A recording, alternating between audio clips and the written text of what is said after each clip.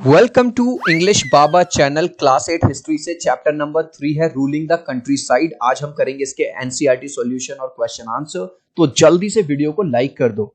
आई hope children आपने video को like कर दिया है और अभी तक चैनल को सब्सक्राइब नहीं किया तो सब्सक्राइब कर दो सो दैट आपको हमारे सारे अपडेट्स मिलते रहे।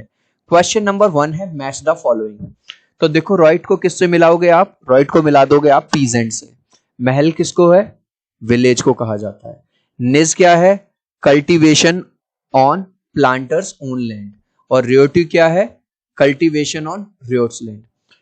मैंने इसके डायरेक्ट आंसर आपको यहां पे भी लिख दिए। तो रोएट को पीजेंट, महल है का आंसर है विलेज, निज का आंसर है cultivation on planters own land और रियोटीज का आंसर है कल्टीवेशन ऑन रोड्स लैंड्स। इसके बाद आ जाता है हमारा कुछ फिल इन द ब्लैंक्स।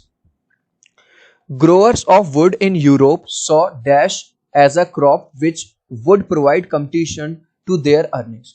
जो ग्रोअर्स थे वुड के यूरोप में, उन्होंने देखा कि ये जो क्रॉप है, कौन सी क्रॉप? इंडिगो। तो यहां पे आ जाएगा इंडिगो एक ऐसी क्रॉप है which would provide competition to their earning, जो उनको एक कंपटीशन दे सकती है। तो राइट आंसर है इंडिगो। नेक्स्ट क्वेश्चन है the demand for indigo increased in late 18th centuries in Britain because of. जो डिमांड है इंडिगो की वो बढ़ गई थी लेट 18th सेंचुरी में ब्रिटेन में। किसकी वजह से? क्योंकि नई नई इंडस्ट्रीज आ रही थी, इंडस्ट्रियलाइजेशन हो रहा था। तो आंसर क्या लिखोगे? इंडस्ट्रियलाइजेशन।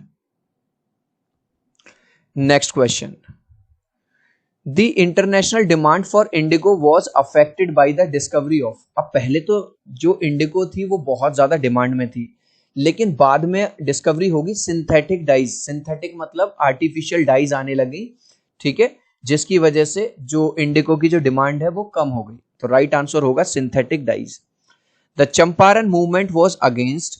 जो चंपारण मूवमेंट था वो किसके अगेंस्ट था? अगेंस्ट जो इंडिगो के जो प्लांटर्स थे, ठीक है, इंडिगो प्लांटर्स के खिलाफ था, क्योंकि वो जो थे प्लांटर्स वो जो पीजेंट्स पे बहुत ज्यादा अत्याचार करते थे। नेक्स्ट, अब मेन क्वेश्चन अब आता है describe the main features of the permanent settlement. अब ये जो अंग्रेज लोग हैं ये एक सिस्टम लाए और उस सिस्टम को इन्होंने नाम दिया परमानेंट सेटलमेंट। तो जैसे आपने स्कूल में देखा होगा ना कि स्कूल में क्लास टीचर मैडम क्या करती है, उनको कहीं जाना होता है तो मॉनिटर को सामने खड़ा कर देती है कि बेटा जो भी बात करे ना उसके नाम लिख देना यहाँ पे और मैं आके उनको पनिश करूंगी। तो ऐसे ही परमानेंट सेटलमेंट में क्या हुआ, इन्होंने हेड बना दिए तालुकदार राजा उसको और उनको नाम दे दिया जमींदार। तो जैसे मॉनिटर बनाती हैं ऐसे। तो पहला पॉइंट देखो क्या लिखा जाएगा, rajas and taluqdars were recognised as zamindar. इनको क्या बना दिया गया? जमींदार बना दिया गया इस सिस्टम में। दूसरा, आपने देखा होगा कोई काम करना होता है तो मैडम मॉनिटर को बोलती है बेटा वो कॉपी कलेक्ट कर लो सारे बच्चों की, मैं आज चेक करूंगी। तो ऐसे ही ये जो जमींदार बनाए गए इनको काम दे दिया गया कि तुम जितना भी रेवेन्यू है वो कलेक्ट करने का काम तुम्हारा है। तो दूसरा पॉइंट क्या लिखोगे? They were given the task of collecting rent. Rent means किराया या रेवेन्यू, ठीक है, फ्रॉम द पीजेंट्स। और तीसरा क्या किया गया, जैसा कि नाम में दिख रहा है परमानेंट सेटलमेंट, जो रेंट था, जो रेवेन्यू था उसको फिक्स कर दिया गया, ना इससे कम ना इससे ज्यादा, ठीक है। चौथा पॉइंट इमेज से समझो। चिल्ड्रन आपने देखा होगा कि अगर क्लास का मॉनिटर अच्छी तरह से काम नहीं कर रहा है, अपनी रेस्पॉन्सिबिलिटी नहीं निभा रहा है, तो मैडम उसको चेंज कर देती हैं और किसी और को मॉनिटर बना देती हैं। तो यही इन्होंने किया। क्या किया? इफ द जमींदार फेल टू पे द रेवेन्यू, क्योंकि जमींदार को हेड बना दिया, अब वो जमींदार से डायरेक्ट लेंगे और जमींदार इनसे लेगा पीजेंट से, कि अगर जमींदार वो रेवेन्यू नहीं दे पाता ही would lose his position as zamindar, उसको हटा दिया जाएगा जमींदार के पद से and someone new would be appointed. अभी मैंने मॉनिटर वाला एग्जांपल दिया ना, उस मॉनिटर को हटा दिया जाएगा और क्लास में से कोई नए बच्चे को मॉनिटर बना दिया जाएगा। तो अगर जमींदार अपनी रेस्पॉन्सिबिलिटी नहीं निभा पाता तो उसको हटा दिया जाएगा और नए जमींदार को अपॉइंट कर दिया जाएगा। Next, how was the Mahalwari system different from the permanent settlement. जो महलवाड़ी सिस्टम था वो परमानेंट सेटलमेंट से अलग कैसे था? इसके लिए सबसे पहले हम एक टेबल बनाएंगे। एक तरफ लिख लेंगे महलवाड़ी सिस्टम, दूसरी तरफ लिख लेंगे परमानेंट सिस्टम। तो महलवाड़ी सिस्टम में क्या था? Revenue was not fixed. जो रेंट था, जो रेवेन्यू था वो फिक्स नहीं था। लेकिन परमानेंट सेटलमेंट में अभी हमने पढ़ा कि revenue was fixed. Incharge was village headman. गांव का जो प्रधान होता था, हेड होता था, वही इंचार्ज होता था। लेकिन अभी हमने क्या पढ़ा था, इसका इंचार्ज कौन था, इंचार्ज वॉज जमींदार। इस सिस्टम को लाया गया था 1822 में और इस सिस्टम को लाया गया था 1793 में। तो बस अगर ये 3 पॉइंट्स आप लिख दोगे तो फुल मार्क्स आपको मिल जाएंगे। Next, which two problems give two problems which arose with the new Munro system of fixing revenue. अब जो मुनरो सिस्टम लाया गया रेवेन्यू के लिए, उसमें क्या दो प्रॉब्लम थी। सबसे पहली बड़ी बात तो ये थी कि भाई जो तुम रेवेन्यू ले रहे थे हमारे पीजेंट से, हमारे फार्मर से, वो बहुत ज्यादा हाई ले रहे थे। तो पहला पॉइंट क्या लिख दोगे, revenue was very high. Children ये वाली लाइन मैंने पूरी क्वेश्चन से ही, two problems which arose with the new Munro system of fixing revenue are, है ना, ये पूरी यहीं से ली गई है। तो एक तो ये दिक्कत थी। दूसरी दिक्कत थी, जब ये वाला सिस्टम लाया गया, कौन सा, मुनरो सिस्टम, तब ये बताया गया कि ये सिस्टम इतना अच्छा है कि गरीब किसानों को ये अमीर बनाएगा। तो हमसे ये वादे किए गए हमारे लोगों से कि आपको ये जो है पुअर से रिच बनाएगा, लेकिन हुआ उल्टा। जिसके पास जो पैसा था उसका वो भी डूब गया और किसान हमारे और ज्यादा गरीब हो गए। आंसर देखो, it was thought that this system will make peasants rich. जब ये सिस्टम लाया गया तो ये सोचा गया कि ये सिस्टम हमारे पीजेंट्स को, हमारे फार्मर को रिच बनाएगा, अमीर बनाएगा। But it did not happen, लेकिन ऐसा कुछ भी नहीं हुआ। गाइज अभी तक यार इस वीडियो को एक लाइक नहीं किया ना, तो प्लीज यार एक लाइक कर देना। आपके एक लाइक से, एक सब्सक्राइब से बहुत मोटिवेशन मिलता है। मैं 3 तक काउंट करूंगा चिल्ड्रन, प्लीज वीडियो को लाइक कर देना। 1 2 3। आई होप चिल्ड्रन आपने वीडियो को लाइक कर दिया है, चैनल को सब्सक्राइब कर दिया। Thank you children. Next, why were the ryots reluctant to grow indigo. जो हमारे रियॉट्स थे, हमारे फार्मर्स जो थे, जो हमारे पीजेंट्स थे, वो इंडिगो क्यों नहीं उगाना चाहते थे। इंडिगो का मतलब है ये वाली खेती जिससे डाई बनती थी, ये है ना, जो आपने नील देखा होगा ना, वो। एक्चुअली जो ब्रिटिशर्स थे ये चाहते थे कि हमारे फार्मर्स ज्यादा से ज्यादा इंडिगो उगाएं ताकि ये इसको यूरोप में बेचें और मुनाफा कमाएं। लेकिन हमारे फार्मर्स क्या चाहते थे, एक तो तुम उनको पैसा कम दे रहे हो, नंबर एक बात।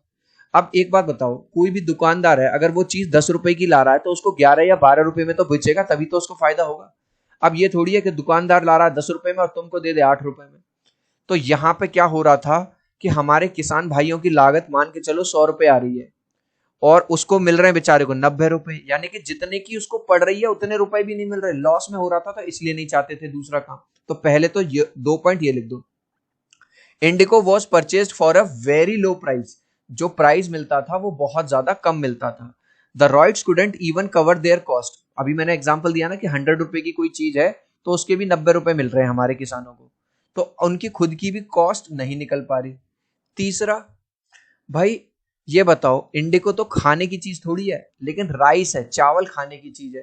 तो हमारा किसान ये सोचता था यार कम से कम कुछ ऐसा तो उगाएं कि जो खाने को तो मिले कुछ। तो हमारा किसान क्या चाहता था कि वो राइस उगाए। आंसर देखो, Indigo cultivation required very fertile land which could be used for growing rice. और ये अंग्रेज क्या चाहते थे कि फर्टाइल लैंड पे आप, जो अच्छी जमीन है उस पे इंडिगो उगाओ। लेकिन हमारे किसान क्या चाहते थे, जो फर्टाइल लैंड है उस पे हम ज्यादा से ज्यादा चावल यानी कि पैडी को उगाएं। Next, what were the circumstances which led to the eventual collapse of the indigo production in Bengal।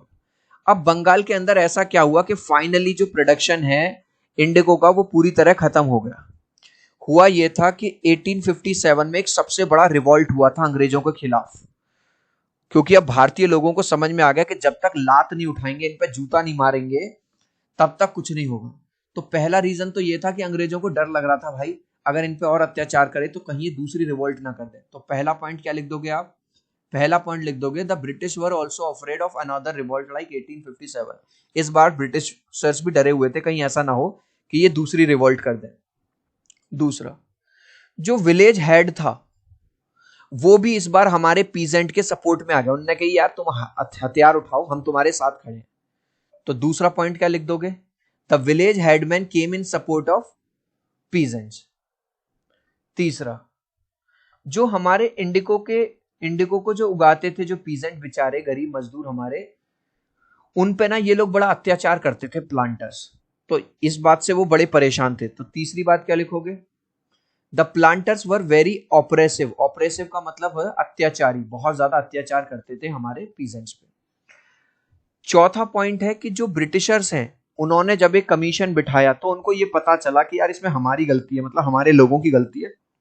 हम कुछ ज्यादा ही अत्याचार कर रहे हैं, तो पीजेंट्स को ना ये अधिकार दे दिया गया कि तुम रिफ्यूज भी कर सकते हो और एक्सेप्ट भी कर सकते हो कॉन्ट्रैक्ट को, मतलब तुमसे अब जोर जबरदस्ती नहीं करेंगे।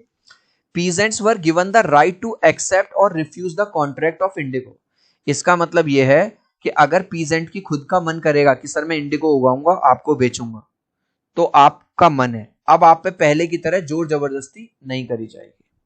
चिल्ड्रन, इस लास्ट क्वेश्चन का आंसर आप मुझे दोगे कमेंट सेक्शन में, देखूंगा कितने बच्चे राइट आंसर देंगे। Dash was used to dye clothes. क्या चीज थी जिसको उगाया जाता था जिससे बाद में कपड़ों को डाई किया जाता था? गोदरेज, इंडिगो, पैडी या क्रिप्सी। आप चाहो तो अपने आंसर में ए, बी, सी या डी लिख देना, मैं देखूंगा कितने बच्चे राइट आंसर देंगे। आई होप मेरा ये छोटा सा वीडियो आपको बहुत अच्छा लगा होगा। प्लीज वीडियो को लाइक कर देना, चैनल को सब्सक्राइब कर देना। अब हम मिलते हैं अगले वीडियो में। Bye bye.